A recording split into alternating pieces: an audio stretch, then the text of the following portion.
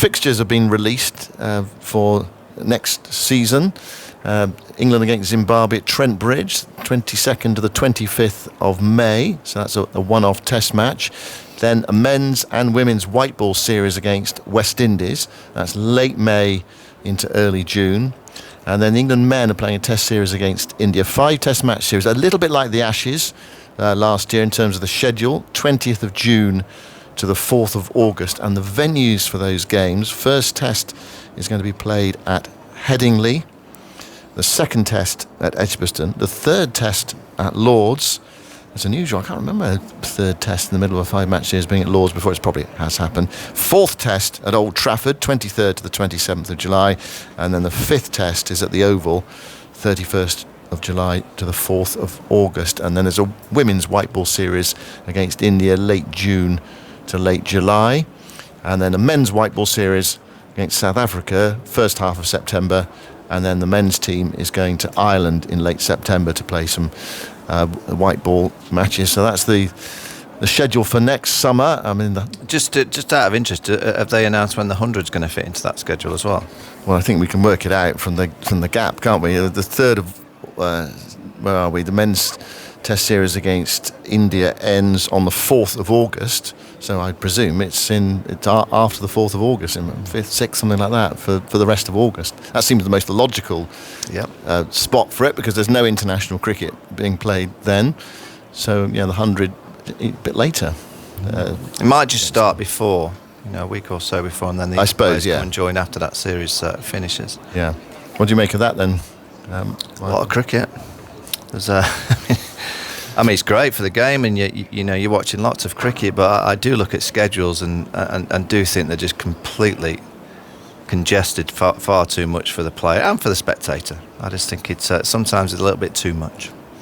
So I personally don't think we need bilateral one-day series. I think if with all these franchise leagues around the world, obviously we're trying to make sure that Test match cricket keeps a good window as well.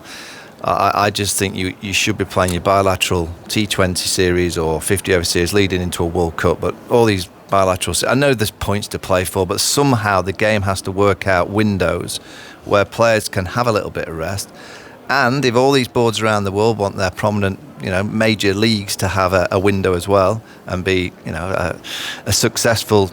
so for instance, the 100, if it wants to be really successful, I believe England players have to play in the whole of the tournament. Like in the IPL, the Indian players play in the whole of the tournament. Many of the internationals play because not many boards around the world will put too much cricket around that time. Be interested to see what happens to England in May with those series that they're going to be playing, and the IPL. It's always been a... Well, that's right. I mean, that Zimbabwe test match does coincide with the end of the IPL. So so that's going to be a challenge for a few players. Not many play Test cricket and the shortest format. But I do think, if we keep everything and keep adding leagues, it's just going to dilute the game. Somewhere, somehow, something's going to have to give, and I believe bilateral one-day cricket is what I would be giving up and just playing it leading into World Cup. So what you're saying is, so England are playing Australia in a white ball series in September. You're saying scrap that altogether? I'd have got rid of it. Well, it was in the schedule years ago, but leading forward, something has to give. And if we want our 100 board tournament, again, you mentioned the word 100, people shoot you down, don't you? But it's going to be here to stay. It's going to bring in a lot of money. So you've got to try and make it as good as it possibly can be. And for that 4-week window when the 100's on, I believe for it to be a major success, the least you can do is allow your England players to be a part of it. Because that's why you're going to make it successful, because Ben Stokes is going to be up against Jofra Archer. That's going to be a great spectacle. If you keep diluting it and the England players nip in, they kind of play for a game or so and then they disappear, I just can't see how it's ever going to be as big as they say it's going to be. So you've got to make space somehow. And I just think sometimes these bilateral one-day series, and people say, how are you going to pick your World Cup? Well, you're going to have to pick them through the franchise system. Because those IPLs, the 100 if you get it right, Pakistan Super League, Major League Cricket League, Big Bash in Australia, they should be competitive enough to be able to produce what you believe is your right squads leading into a World Cup. But also, though, you need to play those games for your TV contracts, because they're worth money, aren't they? And also spectators turn up as well, and we generally see T20 matches in this country and one-day internationals in this country. They're very well populated. That's why I'm saying something's going to have to give. You can't keep having all these games and hope that your franchise league, and there'll be loads of them, so I'll get rid of the 100. But the 100's about to bring in a huge amount of fortune to the game, so it'd be silly to get rid of a product that's actually going to create a huge amount of wealth for the game. As I said, you can carry on with these systems and these schedules for as long as you want, but eventually, and we see it quite often, the dilution of the game will happen, and that's going to be a great shame. It's a little bit like in the Big Bash, isn't it? Where the Aussie players don't play it, and it hasn't quite carried on that momentum. A couple of years ago, they had to contract it as well, the Big Bash. A couple of years ago, the Big Bash, was the great league. Everyone's talking about it, and it's kind of now happens where it and that mainly because you probably know a lot more than I do, Vaughan, about it. But if the Aussie players are playing the Test matches, it kind of doesn't work because it's over the Christmas period, which is meant to be. But you've got the 2 big Test matches. So the thing I've got about it is this Australia series, and I'm in the game, and I love cricket. I didn't really know it was happening. I only really knew it was happening because I actually then looked at my schedule the other day. Oh God! I was like, so that means it does. I don't think it needs to be there because there's got to be some kind of purpose for that to be there, apart from just ticking boxes. And now, if someone said, I suppose it's about. It's about entertainment. It's about entertainment. Yeah, people. You put the game on. It's an exhibition. People turn up and watch it. But I agree. There's no sort of point to it further on than that. There's no qualification or anything like that involved. So, it's a bit like these two test series in this summer, which is unusual to have.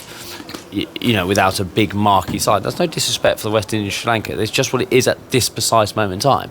In 10 years' time, Sri Lanka could unearth a load of talented cricketers once in generation, and they're the side everyone wants to play, and they're the things that it's seen. But at the minute, the West Indies and Sri Lanka aren't that side, so it becomes we've had this kind of bit of a lull in Test cricket. And what we do know is when cricket with the meaning and purpose really grabs everyone's attention. More than anything, and certainly Test cricket. Like last summer, for example. Last summer. And probably next summer, actually, when India are here. Exactly, and that's... I don't know the answer to it, and whether you scrap one-day cricket or whatever you do, but that is what I would try and see. What can we have that every game that England have played, with a purpose? The only suggestion I had is a little bit like every game goes to some kind of league and you become the world champions of cricket. So T20 across all the different formats. Yeah, that's literally... Like baseball. That is like baseball, just like a... that's a throwaway line. It might not make sense, but something like it, so that when England are playing an international, whether it's against Ireland, Zimbabwe, Australia, or India, there's a purpose for it, whether it's T20, one day or Test. From Sri Lanka's point of view, of course, they need to play more. They don't have as many options. A 3-test series after such a long time, and even for the one days, of course, they have to build depth and start competing. That's when they get all these opportunities. But in terms of schedules being congested and players complaining, sometimes I do get confused because Ben Stokes is injured and he's here. Isn't it a time for him to freshen up? Isn't that an opportunity? So sometimes it does confuse me. No, what exactly is this point? Yeah, I totally agree with Russell. I mean, and Johnny Bairstow, he rightfully spoke about, I think, the amount of times he'd been in his bed this year, and he's had a breather. And it's bed at home, you mean? Yeah. I mean, I don't think he sleeps on a bench when he's on tour. But it's home bed, and then I saw that he'd signed for the South Africa League in January, February. It could have been a time to rest. So I completely get when players start saying, "Oh, wait a minute, the schedule," but then you kind of get a bit confused when they sign for every league in the world because they're going to earn a lot of money. So you don't. You don't tell them not to do that, but I do look at that summer next year and I think, from start to finish, there's not many days, is there? No, it's packed. The schedule is tight, definitely. Tols, you wanted to say something? Just in terms of making the cricket have meaning. If you think back to how summers used to be organised, you'd have the team that was coming for Tests would play a one-day series and latterly a T20 series in advance of the Test matches. So you then built up a narrative and rivalries through the summer. Think back to that 2005. By the time the first Test started, there was already a narrative between England and Australia from that the one-off T20 and then the one-day series that were played. 2018, India were here, played T20 one days, then the Test series. Think back to the first summer I worked on TMS, it was one days against Sri Lanka and Pakistan, Test series against Sri Lanka and Pakistan. So you could build stories through the summer, whereas now every series almost feels sort of functional, and then teams are coming in for a few games here and there, and there's no sort of overarching narrative. And a lot of what fascinates people about sport is when you get these stories evolving, whether it's through a long test series, through a franchise tournament, the stories build up over weeks, and I think that's something cricket is missing out on now because of this rather fragmented calendar where each little white ball series doesn't build to anything, either in terms of the overall narrative of international white ball cricket or specifically during the season that's being played. Yeah, I think you're right. I mean, you just look at the landscape of cricket in the last 4 or 5 years. It's just completely changed. It really has, with all these different leagues. We're talking about preparation. Sri Lanka just playing a 3-day game against a young England Lions team. Great for the young England Lions, and that's what I was trying to say yesterday. I just look at the big 3 teams. They're getting their younger players geared towards this so much earlier and quicker with facilities, opportunities, travelling to all these different parts of the world. All our younger players, they'll go and play loads of spin in the subcontinent, whether it's in India or Sri Lanka, before they've even played a game. I mean, I know this winter the England Lions and the under-19s are actually going to South Africa for a training camp. And then the under-19s will play a test series after Christmas, but they're going to a training camp before Christmas. I can't imagine a Sri Lanka, a Bangladesh or a West Indies would have that opportunity to travel to another part of the world for just a training camp. So this is where I think the game is a great debate, and where I believe the ICC can step in with the funds, is to try and make sure that at the least they can give all the teams around the world an equal playing field for development. And that means great coaches, facilities that they can bring their next generation through, and opportunity for these younger players to go and do what all the bigger teams are doing. So the Australian young players, they go all over the world. Indian young players, they go all over the world. England's young players go all over the world before we even talk about them at this level.